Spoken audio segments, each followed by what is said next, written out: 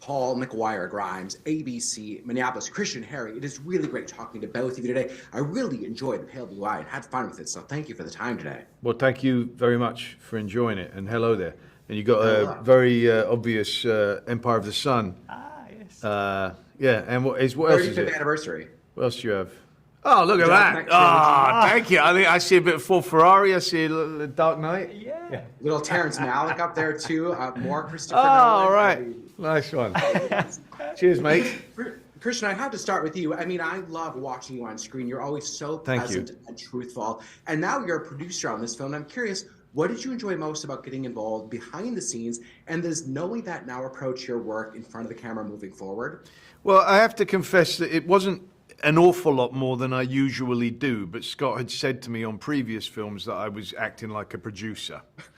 Anyway, and when he says that, he means creatively more, because I was there from the inception of the script, help put it together, help put the film together, and I like to be there as a right-hand man that the director can come to, and I know his vision, I understand it, and help him out if that is needed. I think that's awesome. But it wasn't a huge change.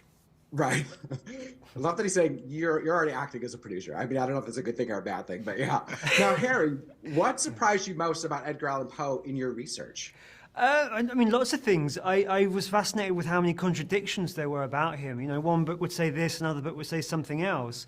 And that, in a way, told me a lot about him and who he was, this very sort of chameleon-like creature. And so that was an interesting insight into how to attack the part.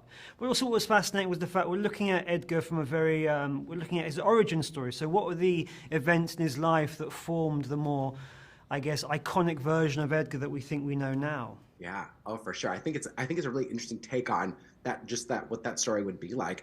Now, you both were child actors, continued to work up until this day.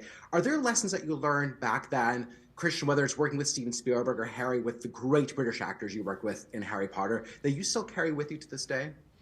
Just that I would never let my kids do it. Right. Do they have an interest? Do they see Dad on screen and be like, "Hey, I want to be a superhero"? They don't want to watch my films. I guess. I mean, obviously there was an amazing array of actors in those films. I guess there's something about the naivety of just sort of getting on with it that I sometimes think about. You're told to stand there, say the line, then look over there, then walk over there, and I guess sometimes now, the older you get, you try and question these things like, but why am I doing this? Why am I doing that? And actually, there was something very honest about just trying to sort of very practically go through the steps of what the director needed in order to tell this story. Christian, you've worked with Scott Cooper. This is your third time now, and you frequently work with directors multiple times. Describe that collaboration with Scott, and is it kind of just a shorthand that you two have now? It is a nice shorthand. He's a very prolific writer, so he sends me numerous scripts, and I always read them. And even if there isn't something for me, he likes to send it to me, and we just talk through it. And so this was one of numerous scripts that Scott has written over the years, and this one went back, I think, probably 10 years when he first sent it my way, and we agreed, yeah, we liked it, and we'll get to it at some point. Are there books, kind of going along the theme of this movie, are there books or authors that you would maybe like to explore next, of like, what was the inspiration for that author and this book, or anything of that nature? Well, I think books are always a great source because obviously they provide far more information and detail than a film ever can. If you would, unless it's a short story, then, generally you'd be looking at a 10, 12-hour film or something to really pack everything in.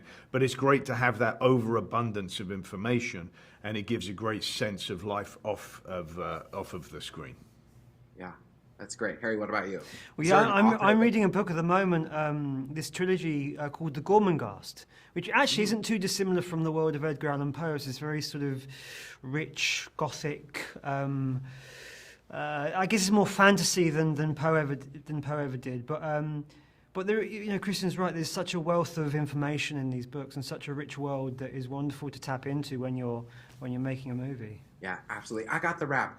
Christian, The Dark Knight, again, an absolute masterpiece, and really my favorite superhero movie of all time. I hold others up to that standard that you and Christopher did with that trilogy. Stunning. I appreciate that. Thank you very much. Yeah, you're welcome. Thanks for the time today, both of you. I appreciate it.